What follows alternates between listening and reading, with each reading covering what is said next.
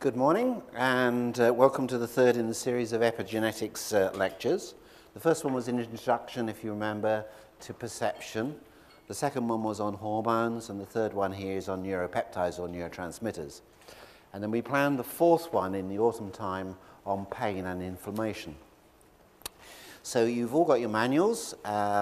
This time with the manuals are complete, exact replicas of the PowerPoint presentation, so you've got all the pictures, but unfortunately sometimes pictures come out in the manuals a little bit darker, so they don't always copy exactly. But you've got everything there, so every time I put a slide on, you can follow it on the page. I don't have to tell you which page we're on. So what we're going to try and do today is to link the brain chemistry with the emotions and the perception, and the effect that the alteration in the brain chemistry then has on the cellular structure. So there's a lot of work to try and cover. As Clive said, it's better to wait for the breaks that we will naturally have. What Gary does is he records them in roughly 40-minute chapters, so it doesn't go on forever each time. And we'll take the questions at the end of about every 40 minutes or so. Okay, so you can hold there. And also to make sure, as Clive said, about the phones, because it's very disturbing for me and also for the person listening on a DVD to have a phone ringing. So neurotransmitters and perceptions. So what we've tried to explain over the last couple of seminars is the relationship between how we see the world, or our perception, and how the effect it has on the body. And today we're going to be looking at the meridians and the transfer of that changes in the energy through the brain chemicals. So first of all, we have to bear in mind there's a cascade that occurs. And the cascade, as we go through the day, we'll see, comes with this strange phenomenon called awareness. And awareness is not a language, it's not even a knowing what it is, it's just there. And then that materializes as a thought. And then the thought can be dealt with in the body either in a conscious way where we make decisions and alter those thoughts for positive or negative reasons, or those thoughts can be subconscious because they're memories. So the first thing we have to bear in our mind is we have a conscious level of awareness and we have a subconscious. And the conscious we have decision making about, and the subconscious we have no decision, it's just a memory or a database. So the subconscious is the hard wiring within the limbic system in the brain of all those neural nets, and so that's a recording, if you like, within our brain. And remember that psychologists tell us that 95% of our thought process is subconscious, is just memory. So we flick from one subject to another by association. 5% of our thinking process or our consciousness is actually active through the consciousness that we make those decisions. Only 5% we are actually conscious. So at the moment you're listening to me, so you're conscious. Okay? When your mind drifts into other dimensions and you're thinking about tonight or tomorrow or whatever, then that's the subconscious, just the memory associations. So every time I come up with a word and it clicks and triggers a response in you, you then go off at a tangent, and that's the subconscious taking over. Of that 5% that we use for thinking, it's generally reckoned by psychologists that 75% of that, or 3/4 of that, is negative. Okay, so we don't think positive thoughts when we do think. Most of our thoughts, unfortunately, are negative. And those thoughts that are negative then reflect in changes ultimately in the cell structure through the brain chemicals and other neuropeptides. And we can measure these through the meridian system. So we would need to understand, first of all, a few definitions. First of all, consciousness, subconscious, and what the meridians actually are. So those changes in the brain chemistry reflect then through directly to the neurotransmitters, which not only nerves talk to each other, but those very chemicals have been shown to get into the circulation and affect every cell in the body. So brain chemicals like serotonin have been known to work on serotonergic neurons and receptor sites, but it's now known that every single white cell in the body has serotonin receptors on it. Practically every cell in the body has receptors for the brain chemicals. So these brain chemicals are not confined just to the brain. The barrier, the blood-brain barrier, is coming down. You know, the blood-brain barrier was an idea that what happened in there occurred in the brain and that was it. This is beginning to be changed dramatically. So we get changes in our body, within our chemistry, within the blood and the lymph, and these then attach to the cells, And we know that the cells are different structures in the liver, from the lung, from the brain cells. And we're going to study today what some of those differences are. And we know that what Dr. Goodhart and other people have taught us is that different organs or systems have different meridians, and these have different muscles. And there are muscles associated through the viscerosomatic reflexes, which are associated with specific organs and specific meridians.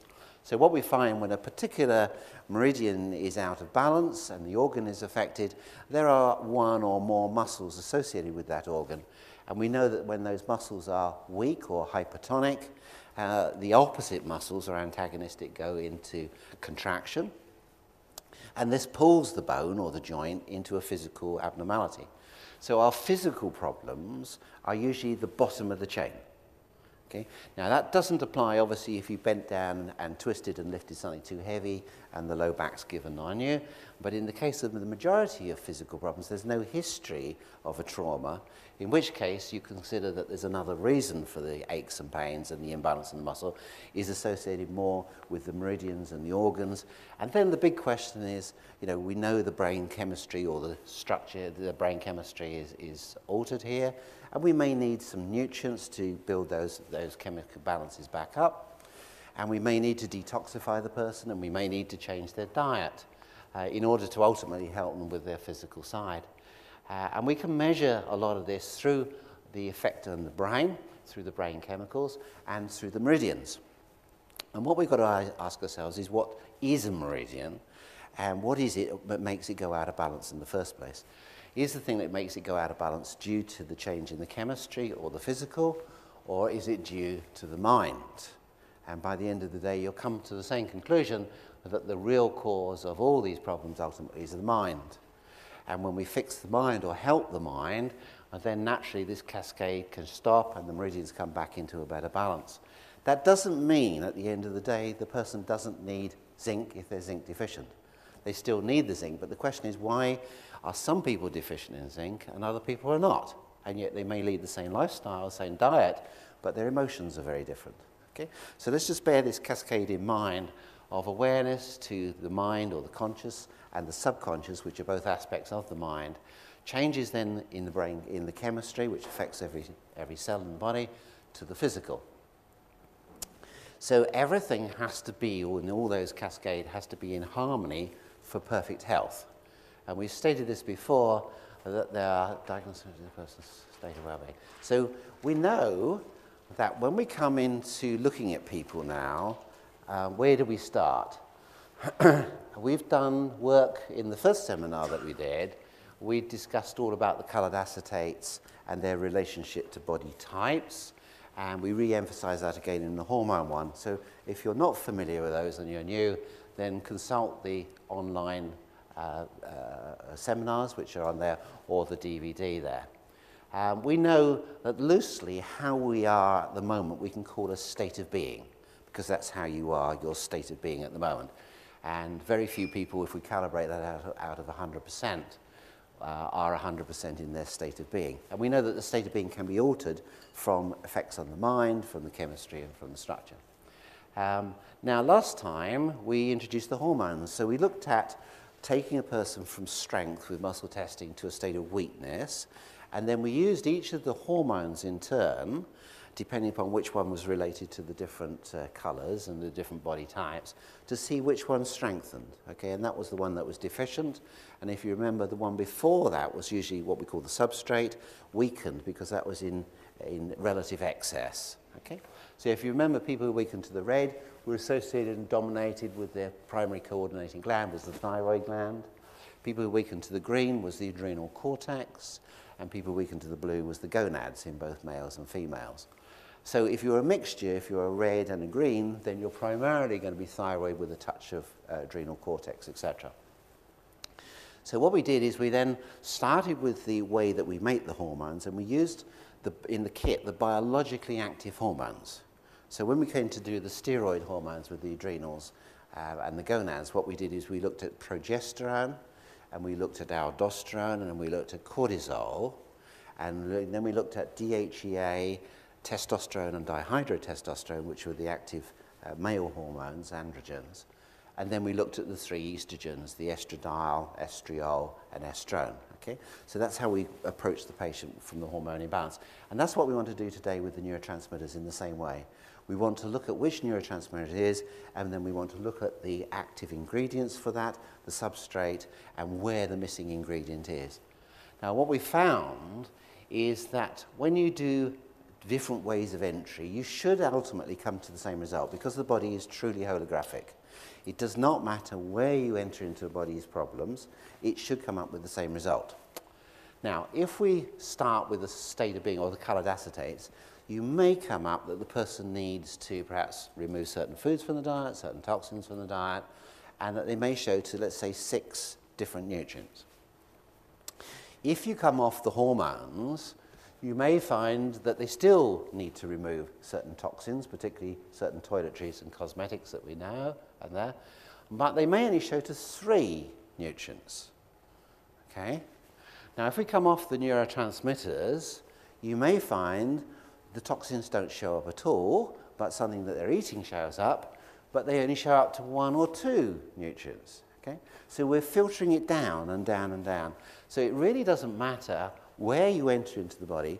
At the end of the day, you want to know what the person needs, but you want the more accurate way that you don't end up giving the person 6 nutrients when they actually only need 1. So I always quote the case with the active forms of folic acid, the methylene tetrahydrofolate, for instance. To activate methylene tetrahydrofolate from folic acid, you need B6. Okay? To activate B6 into its active form, you need magnesium, okay? And you need B2 to recycle it. So the question is, that person may show that they need B2, magnesium, B6, and folic acid, but which one of those do they actually need? At the end of the day, maybe the magnesium, because that's the thing that activates the B2 and the B6 and so on. So what we're trying to do is to filter it down, get rid of the things which are further down the cascade of results, and get to the core of what it is that the patient needs. Now, in the 4th of the series, we'll be talking about energy and inflammation problems, or in other words, ATP, what we call biological energy. And this biological energy is what we measure as ATP within our cells. And this also is a very good way of getting into a person, because energy is the answer to all problems. If energy levels are low, then we manifest this as less cellular function. When our energy is 100%, we're operating more or less at 100% or at 100%. So coming in off ATP, or ADP would be the marker that you might use for weakening, this could be a diagnostic entry into the person. So now what we've got is we've got possibly coming in off the colours, possibly a calculation of the person's verbal assessment of their state of being. We've got their hormones, we've got their neurotransmitters, and we will fit in then the ATP as well. So that gives us at least 4 diagnostic entries into where the person is. And all of those will give you the truth. But some of them will filter out the shape as such, you know, the fibre from that, until you actually find what the core is of what the person's need is. So everyone will give you the answer, but sometimes it's a little bit more complex with other things that you don't really want to get in. So today we'll be doing the neurotransmitters, and because the neurotransmitters are reflections of the meridians, and the meridians are reflections of the thinking process, we'll be getting to a much deeper level. And then in the autumn, and certainly at the update seminar, we'll be talking, and I may demonstrate this today, the age-old problem of degeneration and regeneration. Because what happens is that with all of us scientists, and the books say that up to age 24, we regenerate faster than we degenerate. In other words, it's called growth. Okay? Between 24 and 27, our degeneration and regeneration is balanced. Okay?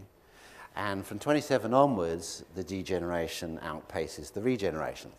And sometimes people can do this very fast and hasten the whole process up, and by 40 or 50 they're in serious trouble, and other people it's very much slower and they haven't got problems until they're in their latter years. But what we want to try and do, I think, on each other today is to see where you are. And what I found with patients to do this is that we take a graph, if you like, and we say a scale of 0 is the balance between regeneration and degeneration. Okay, so that's the perfect bit where you should be. And regeneration would be from +1 to +10, and degeneration would be -1 to -10. So needless to say, all of our patients will be in the minus category. Okay, it's just about where they are. And the highest we've found so far of anybody who's made it to the clinic is -8. Okay, obviously with their -9 or -10, they probably can't even make it to the clinic. Okay, now some of you will be just -1 or 2. And what we found very interesting with this is that a lot of the regime that people were on with the nutrients, they were leaving off, certain things associated with their biochemistry, with their constitution, and maybe they've been very good and leaving off certain toiletries and other toxins within their environment and things, but they were still -1 or -2. In other words, they weren't regenerating, they were doing a holding job. And very often, if you took the person off the nutrient or they went back onto their foods, they would go bad again. They get -5, -10. So they were better than what they were, but they can't seem to make that hurdle over the zero, the barrier. Okay.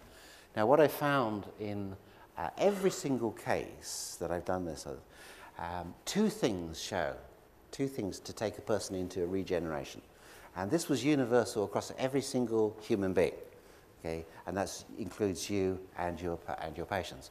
So we'll talk about what those two things are as we go along. You got your pen handed, you wanted to put them down. Yes. You will, don't worry. But I want to explain why it's those two things rather than just writing them down, because there's a very, very good reason.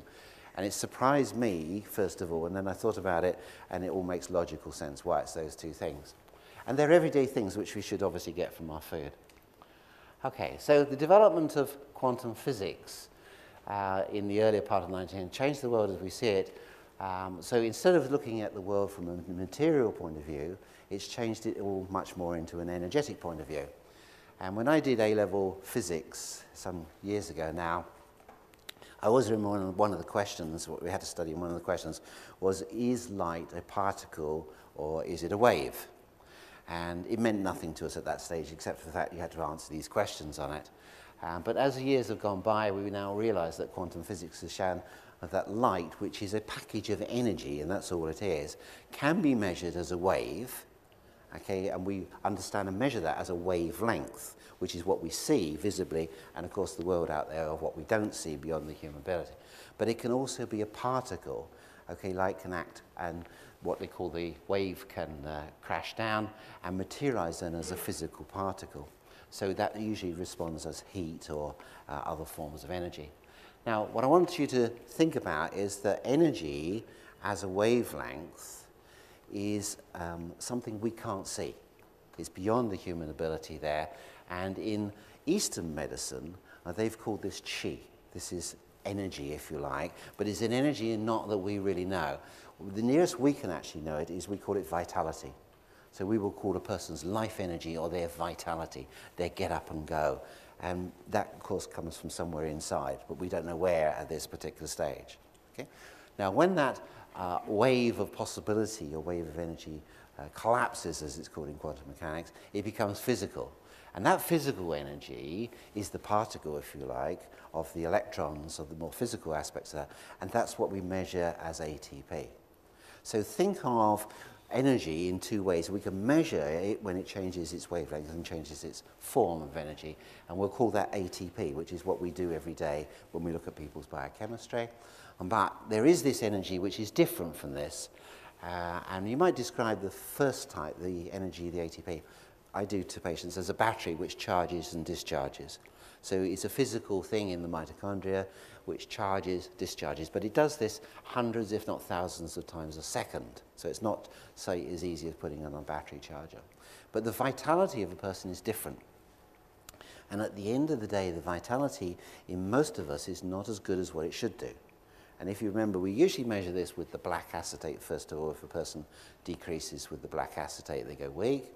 But on the other hand, sometimes we need to fix the chemistry, and then the black acetate weakens, indicating that they do have a problem with their vitality, but you've got to fix the physical and biochemistry first. Okay? But bear in mind, at the end of the day, the reason for the vitality, the vital energy, or the chi going down, is the very thinking process. Okay? And remember what we said, unfortunately, 75% of what we think is negative. Okay, so now you begin to think, oh yeah, now I can see why that energy is different. And that package of energy, it flows through us in channels, and those channels are called meridians. Okay, so these are quantum, remember, this is quantum, this is not something we can see. Nobody's actually can see a meridian. We can see it as a nervous system and a flow of energy down there, but we don't see flows of quantum energy. But what we do know is those waves flow down meridians in perfect harmony, one meridian to the next through different cycles. And they should not be out of balance. In a perfect person, there should be no meridian imbalance. So when there is a meridian imbalance, it means that flow of energy is not working correctly. And the real cause of that flow of energy being out of balance is their thinking process. Okay? So that brings us back to why ultimately you've got to get the emotional connection to the brain and to the physical body. Okay? And without doing some form of kinesiology and other systems, acupuncture and so on, it's very, very difficult to bring in those three aspects of the emotions or the mind and the physical and the chemistry. So atoms were discovered to be bundles of energy rather than solid matter. But in fact, they can be both. They can be solid when they're observed and measured, and when they're not measured, they don't exist as far as physical, but they exist as far as wavelengths or quantum. So we're probably all familiar. So all three aspects of the state of being should be in harmony with the person with perfect health. Disharmony would mean an imbalance in that person's energy fields, i.e. the meridian system or the flows of this energy. Chi equates with prana or life force, vitality. The meridians are energy channels that flow in specific and predictable patterns. We can measure the meridians, particularly with muscle testing, at specific acupuncture points. We tend to favor the beginning and ending points of the meridians rather than the alarm points for doing this. Meridians are waves of energy. Energy is composed of both wavelengths and frequency. They're just different ways of measuring. And each meridian, because it's got a different wavelength, has a different color, which again is a form of wavelength to it. And we talked about this before, that we are subject very much to wavelengths of color. And there are good colors for us and there are bad colors for us. And each of the 14 meridians has a color associated with it. So if the energy in that is low, then you would use the color for that particular meridian with a light box or out in the sunlight there. And if the energy is over, then you would look for the meridian that is under to draw the energy to it. So in meridian therapy, we always draw the energy from the high to the low. So again, we're concentrating on what is underactive or low in order to be able to take the energy from the high. Okay, rather like the hormones that we did last time, we look for the under hormone and the over one would be the one before that. So we always work to see what strengthens the person. And when the wavelength converts to a frequency, which is totally interchangeable with a specific equation, we get a sound. And there is a sound or a harmony associated with each meridian. So meridians can be harmonized or treated by sound. Sound therapy is very powerful with music or particular tuning forks. So the beginning and ending points have been studied, as far as I know, probably 20 years now. The first reading I had was from good colleague and friend Wally Schmidt in the States, and he was the first person to tie in on the yang points on the face the association of certain meridians, certain neurotransmitters. What he started off was the large intestine, which is the one in the crease of the nostril here, is associated with the inhibitory neurotransmitters. The bladder was associated with serotonin. You're probably, hopefully, all familiar where these points are. The stomach was associated with low histamine. The gallbladder is associated with low levels of acetylcholine. And the small intestine is associated with low levels of noradrenaline, okay, or norepinephrine, as the Americans say. At that particular time, and I've never seen any more further explanation in Wally's work, although I'm sure he probably has, is we fitted in the triple warmer, which is associated with the excitatory neurotransmitters. And then we associated the conception vessel here with low levels of dopamine. So there are 10 neurotransmitters which we'll see, which fall into different categories and different groups, which make 7 different acupuncture points. So the prime thing is that the yin, the yang points on the face are all associated with deficiencies of these neurotransmitters. Okay?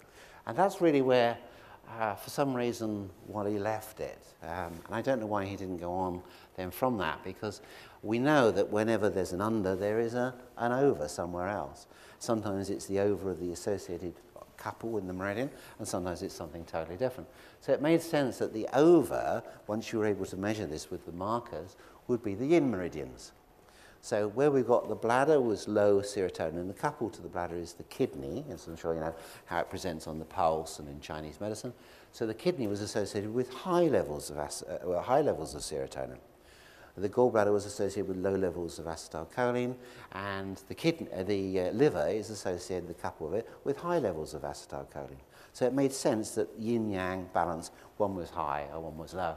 And I think the reason for this is that over here in Europe, we developed using homeopathic and dilutions of certain substances to test out of the body. So instead of doing all the routine testing in the tongue, which is what we used to do as far as applied kinesiology, and still is done largely in the States, is we use homeopathic dilutions or frequencies. So you wouldn't want to put dopamine on the tongue to see if it strengthens or weakens, or serotonin, not only because you get a severe neurological problem, but you wouldn't be able to get it off. You know, and minute quantities of it would be very expensive to do just to be able to measure. But you can use homeopathic solutions of this either on the tongue or in the body. And so what we found, we could then get good quality laboratory grade neurotransmitter raw materials and make the markers up, the test vials up. And we can use these test vials to see if they strengthen a person or if they weaken. So generally if they strengthen, it means you've got a deficiency, and you're taking the person from weakness to strength because they're deficient. Or if they're going from strength to weakness, it means they've got an excess. So immediately you can verify the meridian points, which you may have gone in through your therapy localization of the muscle test, with the associated neurotransmitter. Okay? So this gives you a big insight into what's going on. So when would I use neurotransmitters to enter into a person's problem? Certainly if there's a neurological problem, and certainly if there's a big psychiatric emotional problem. So if the person's come in and they're saying, you know, I'm depressed, or I'm full of nervous tension, these sort of things, then you're looking for obviously something within the brain chemistry. Would be a good diagnostic entry with them. If the person says, well, I'm full of premenstrual tension, or my libido's gone, etc., then I'd probably go in through the hormones first of all. And if they say, well, my prime symptom is tiredness, you know, I've just got unremitting tiredness, I'm tired all the time, then I would probably go through ATP or ADP as my entry, right? And if it's none of those, I might just use the acetate. So choose your diagnostic entry, but you can use any of them, and all of them if you've got time, and they should all give you the same result, okay? But as long as you are able to filter out the results that you got and fine-tune it, which is what I want you to see. So if you did come up with 4 or 5 nutrients, I want to be able to tune it down to the very ones which are required. So you'll get to know this, and these are of course on charts anyway, free, available on the website, so you can download these charts and then you can have them laminated. When it comes to the actual neurotransmitters like the hormones, again you can download these free of charge from the website, or you can buy them for a nominal amount, which are already laminated, which is nice. Okay, so a meridian should be thought of reflecting its physiological function rather than just the organ. So when you come to the gallbladder, we don't say, oh, gallbladder, that's an organ that sits there in the liver there. We think about what it does, and it stores bile, and bile is associated with the emulsification of fats. So the gallbladder represents everything to do with fat metabolism. So think when a person shows to a gallbladder meridian, think fats. So the person probably requires some form of essential fatty acids within their diet. They may have high cholesterol, high triglycerides. They may need stimulating to get the bile to be produced better. It's everything to do with fat metabolism. So again, what we're going to do is just take those beginning and ending points and put a few ideas. At this stage, just a few. We'll work with them. Okay, so going through the ones to begin with again. Large intestine. Everything to do with the large intestine is to do with the large intestine as an organ, which is basically the excretory organ or sewer of the gastrointestinal system. One thing you always must remember with small intestine is parasites. Okay, in the majority of people, they've got a dysbiosis, which may be single-cell parasites live down there, and so do the big boys. Okay, and many, many people have big boys, far more than what you'd imagine down there. And sometimes they have no symptoms, which is absolutely amazing. They've got lack of energy, they may have joint pains, they may have brain fog, but their bowels are all right, and that's the surprising thing. And then you discover that they go straight, every time a person shows straight to the large intestine, think, why are they doing that? There's a reason why they keep going to the large intestine, and it's usually 9 times out of 10 it's going to be parasites. So that would be the direction that you move. Okay, bladder is always associated with low serotonin, and think about the symptoms of low serotonin, which we'll talk about. This person has got the blues or the depression, okay? Serotonin, as we'll see, is not an upper, okay? It's a myth that it's an upper. It elevates the mood to what is normal, okay? That's all. So if you're low, it'll take you up to feeling as you should do. You won't get high. Too much serotonin can throw you down the other end as well. So it's an elevator of mood, okay? It's not an upper in that sense. So a person with the bladder is often depressed. The bladder is the main elimination of water-soluble toxins in the body, along with the kidney. So think toxins, and the main route, the main substance that come out through the bladder urinary system is toxic metals. So think toxic metals, think low serotonin, think depression, and the whole thing boils together as a package. Because if you've got a lot of toxic metals, you're going to inhibit your enzymes, and those enzymes that make serotonin are probably top of the list there. So people get depressed when they've got heavy metal toxicity. All right, so think metals and think emotions, or think depression. Triple warmer is involved with the metabolism. And the metabolism is regulated right from the core in the Krebs cycle, the speed of it, by the thyroid hormones. So somebody with triple warmer has a low metabolism, which is associated with low thyroid function. Small intestine is associated with the small intestine, and the small intestine is the area of the body associated with absorption. Okay, this is its key function. It's not digestion, it's absorption. So small intestine can range really from the mouth right to the anus. That is in its physiological function. We absorb certain nutrients in the mouth. So the small intestine is associated with absorption. And things that upset that absorption and cause irritability in that are the foods that we eat. So we'll call it loosely allergy, which may be associated with food lectins or intolerances as well. So if small intestine comes up, think, it's small intestine. It's something to do with absorption or malabsorption. Gallbladder, we said, is fat metabolism. Stomach is histamine, low levels of histamine. And we know that histamine mostly is associated with the absorption or the creation of hydrochloric acid in the stomach. And hypochlorhydria, or low levels of hydrochloric acid, are the first sort of indications of gut problems. So when we don't produce enough acid, we don't break our proteins down, we don't sterilize our food from parasites, etc., and we don't ionize our minerals from our input. So hypochlorhydria is very, very important to look for. So when the stomach comes up, think hypochlorhydria. And I think the last one on that is the conception vessel, which is definitely associated with low levels of estrogen or estrogens, maybe other sex hormones as well. So it could be testosterone in the boys and could be progesterone, okay? But it's usually the sex hormones which are low. And this is associated with dopamine, and we'll see there's a close connection between dopamine and sex hormones. And this is why dopamine is an upper. Okay, when it comes to it, dopamine is an upper. It's not an excitatory neurotransmitter, but it's what you get, that surge, like last night when England won. England won a football match. Wasn't that good? Okay, so we were all proud of our nation.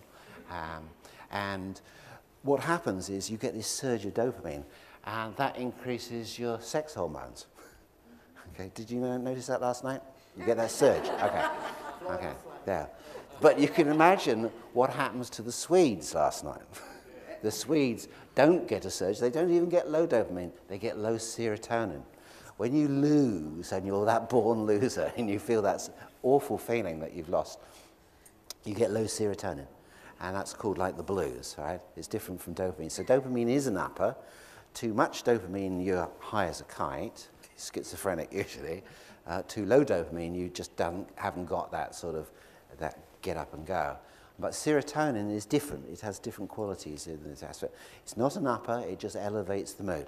I call serotonin the gin of the neurotransmitters, because gin, when you feel low, a nice gin and tonic elevates you up. But too much gin and tonic pushes you over the top and you get depressed again.